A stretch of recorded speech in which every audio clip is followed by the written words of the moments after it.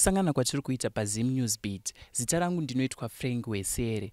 Muzuva ranhasi tabuda takananga kuChiweshe mubhuku rekwaShutu, uko kwatanosangana namai Masauso vakawirwawo nenjodzi. Vakatanga kubuda kari kabundu kakazovaisa munjodzi yekudamburwa Gumbo. Asi mushure mekunge vadamburwa Gumbo vane matambudziko akawanda avari kusangana nawo, zvaita kuti tivashanyire tinzwe kuti chii chiri kuitika mukati mekurarama kwavo uye tingavabatsirawo sei semhuri yeZimbabwe. Saka regai titaure namai Masauso tinzwe kuti zvii zviri kuitika, chii chiri kunetsa uye rubatsiro rwavari kuda rubatsiro rwakaita sei. Masauso, ndaikumbirawo kuti mundipe nhoroondo yekuti tizosvika pakuti munonzi makunodamburwa Gumbo. Chii chakanga chatora nzvimbo? Chakatanga kuitika ndechekuti ndakatanga kuita karonda kadiki-diki pasi peGumbo. Ndakaita karonda kadiki-diki, ndakamboedza kurapwa zvikaramba. Kusvikira ndazoye vepakliniki vakanditi endai kuparire Nyatwa. Ndobva ndaenda kuparire Nyatwa. Saka ndichingosvika kuparire Nyatwa, dokta vakangosvika, Dr. Mbanjike svikanzira, mama takutodambura Gumbo. Ndoti infection tikaregerera inozoramba ichikwira zvekuti tinozodambura Gumbo iri pasina kunaka. Saka takudambura Gumbo. Ndifunga ndakamboedza kuda kuramba, kasi still ndakazonatsoona kuti hazvibatsiri. Kasi ndadamburwa Gumbo ndakanga ndakufunga manje kuti ndichafamba sei, ndichaita sei. Ndepandikanga ndakutanga kuona kuti upenyu hwangu hwatochinja. Kasi hwachinja kudaro, ndakatanga kuona kuti zvakare ndakuda zvinhu zvinondibatsira, mishonga, mapiritsi. Ndinobayiwa katatu pazuva, ndonwa mapiritsi makusini. Saka nguva zhinji handisisina chokufambisa, ndinowanzoita zvokukambaira, kana kuti dzimwe dzenguva kana nchinge ndabudo ndikangogarawo pandagara, ndagara ipapo. Vana vazukuru vangu kazhinji vanozonzwa kutokwigirai bhaketi, vondigira bhaketi ndozvibatsira. Kana ndichida kuenda kutoileti ndoita zvokukambaira, ndoenda kupi, ndoenda kutoileti. Saka chinhu chikuru chimwe chiri kundiremera ndechekuti handichakwanisa kufamba, handichakwanisa kuita zvinhu zvandaizviitira. Ndiri murandakadzi, ndaigona kuzviitira basa rangu. Kasi zvinhu zvacho zvaizvo pari zvinhu zvandiomera, ndakuda rubatsiro. Ndikudzorerei kumashure mbichana mama. Muchitsanangura mati makangoita kari karonda kairamba kupora. Tichitarisa isusu sevanhu tinotraya zvakasiyana siyana. Ndeapi mamwe matanho amakambotora musati masvika kuchipatara kuti muongororwe kuti chii chiri kukonzera kuti chironda chisapore? Ndakaenda kwadokta, ndopa vakazoona kuti ndine infection yeshuga. Ndobva ndakupiwa mapiritsi eshuga. Still karonda kaya hakana kuita sei, hakana kupora. Kakatongoramba kachienderera kusvikira kwazoita zironda rekuti handaikwanisa kufamba. Ndopa pandikazoita kuti ndidimburwe Gumbo. Sofa izvozvo ndinomwa hangu mapiritsi eshuga. Saka kubva madamburwa Gumbo makanga muri munhu ane zvaaizviitirawo kumashure. Kudamburwa kwamakaita Gumbo kwashandura upenyu hwenyu sei? Handichakwanisa kutiwo ndinonoshanda mukati memunda wangu. Ndaindiri murandakadzi, ndaenda kunozvishandirawo mukati memunda ndichiitira zvinhu zvangu. Kunyangwe pamba chaipo ndaindiri murandakadzi, ndaigona kuzvitsvaira pamba pangu ndichizviitira basa rangu zvakanaka. Kasi nguva zhinji basa riya handichakwanisa kuriita zvakanaka nekuti handichakwanisa kufamba. Nguva zhinji ndenge ndakukumbira kuti ndisvitsewo chakati. Pane zvimwe zvandisingakwanisi kuti ndiri ndogani ndigone kuita zvokuti kana ndiri ndogani pamba kuti ndikwanise kana nochera mvura pamugodhi nenda kutya kuti ndikaita mistake yekudaiso ndinowira ndikatadza kubuda. Saka zvinhu zvese zvakutondidzorera mumashure, zvandidzorera mumashure zvakanyanya zvokuti ndotongoona kutoti upenyu hwangu ndizvo here izvi. Iko zvino mama, munogara nani, mhuri yakamira sei uye ndiani ari kukubatsirai pamunenge mune chamunenge muchida? Panapa ndinotori nevasikana vandinawo vazukuru. Vazukuru kana vaenda kuchikoro ndinge ndina baba. baba munhu uyo anenge aremerwa zvikuru kuti basa rese nguva zhinji pamba rinenge ratoravo. Saka zvimwe zvikwanisiro kubva pakadamburwa gumbo zvinodiwa kuti mukwanise kuenda kuchipatara? Ndinotodawo mari inondibatsira kuti ndiende kupi, ndiende kuchipatara. Munhuwo kuti haano motokari haana kana chekuti anganditakure nacho. Nguva zhinji ndinotozongotiwo anenge angonzwawo tsitsi ndiye anongouya woti gai ndikutakurei. Munhu aimbonditakura motikari yake yakafa. Mazuva ano aiwa ndakangogarawo. Kana motikari yakewo handizivo kuti ichaita mhenyu kana kuti ichaita sei. Kasi aitobva kwanzvimbo uko kuuya kuzonditora. Pano zvino mazano ndakangogara.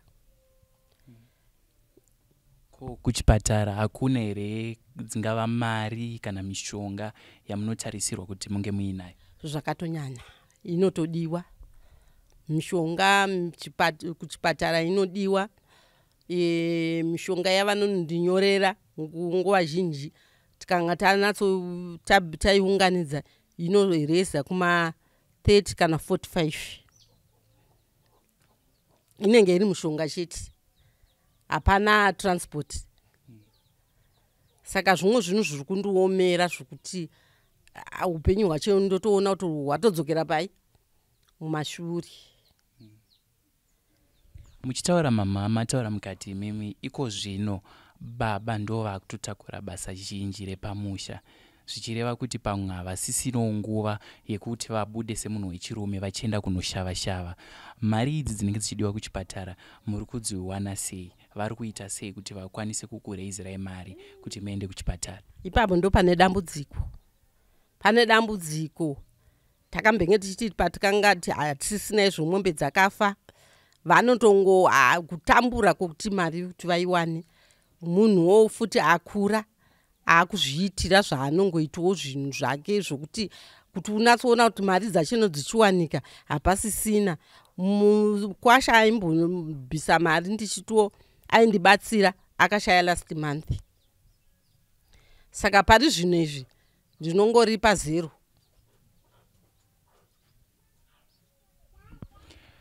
Tichitarisa mama muri munhu wechikadzi, zvichida pamwe maiva nemabasa enyu amaiita kumashure, maiita mabasa ei ende iko zvino muri kuita sei kuti muzviwanirewo zvimwe zvinhu zvamunenge muchida kuzviitira semunhukadzi muchizviitira mega?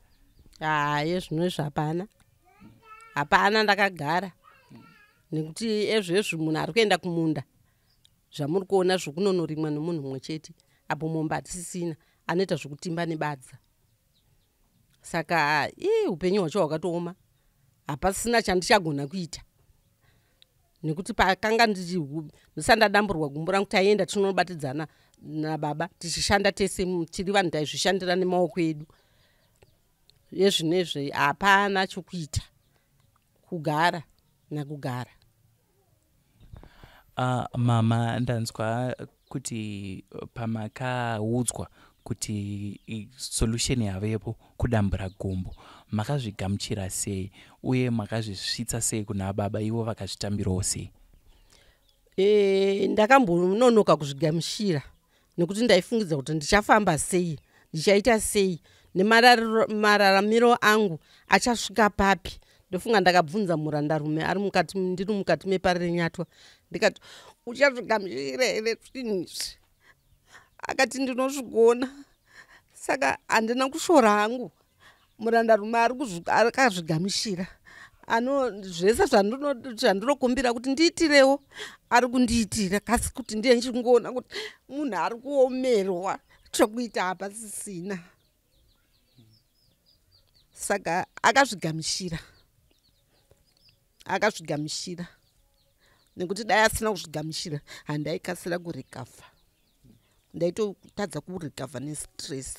Kasi murandarume akazvigamuchira. Mama, ndanzwa muchitaura kuti kufamba kwenyu hakusisiri nyore. kunyanyisira pamunenge muda kuenda kana kuzvipatara mataura mukati mota yamaifamba nayo yakafa.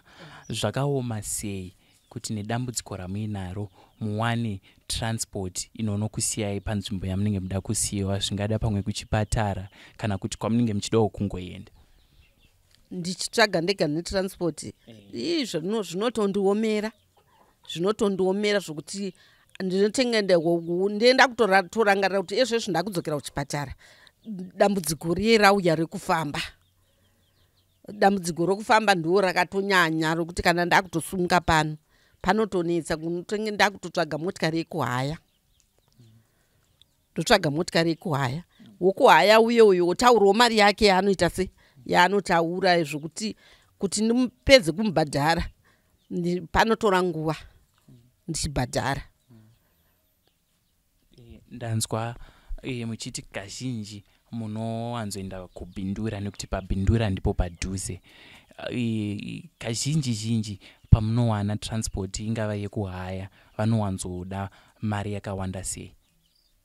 Kana kuri kuhaya vanotaura mari yavanotaura pamwe $80 anokutaura kuti $80 kuenda nokudzoka ndikuchikusiyai pamba. Ndo kazhinji kacho. $80 kubva muno muchiweshe kuenda pabhindura. Hai kana wahaya ka anototaura kuti ndotoda $80. Saka ndinozongenda kumuti ndinozokupa apo nepapapo. Zvokuti kubhadhara kwacho kunenge kwakutondirwadza. Zvokuti nguva zhinji ndinozomboti kana nguva yandofanirwa kuti ndiende kuparire nyatuka ndinongotaura kuti regai ndichinombomira ndimboenda kana mana Howard macho imomo futi kufamba kwacho kunokutongoendita sei futi kunongonetsa. Kufamba kuri kundirwadza ndikuti nguva zhinji kunenge kuri kokungohaya chete motikari uchihaya ende haungomutanga kumutaura kuti uyo nditakure usina kumupa mari. Zvii zvimwe zvamunoda kubatsirwa nazvo especially kuti mukwanisewo kufamba muchizvibatsira pano neapo? Ndiri kukumbirawo mari yekuti ndiwane gumbo iri, naiyo mari chaiyo kuti ndiwanewo mapiritsi nekutenga majekiseni.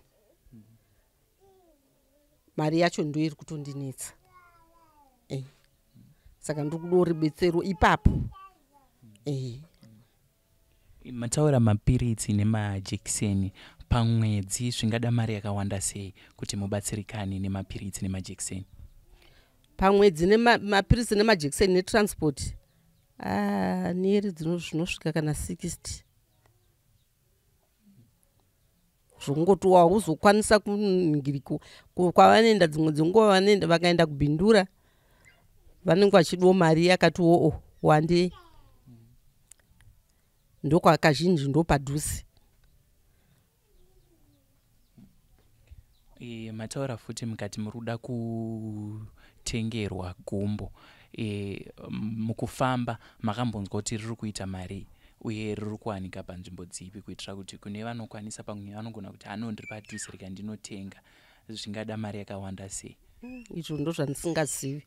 Zvakutodawo vanongondibatsirawo vanenge vanzwawo ndichitaura vanondibatsira. Mari yacho kuti ndizive kuti iri kuita mari handingazivi. Kasi zvemapiritsi izvi nezvekuenda kumunhu anoenda kana kunonditorera zvinenge zvitoda kana 60 kana 70. Dzimwe dzenguva ndinogona kuona munhu wemotikari woti ndiri kunogumira pakadai ndinozomuti ndinoda kukumbira kunonosvitswa kumba kwangu, akutotaura imwe mari yaanongoda. Saka ipapo nieri kana ndaenda kwadhokta ndatodzoka nieri $70 inotoita sei inotosvika. Ndaona muchivanzi mama makazara vazukuru, ko vana varipi?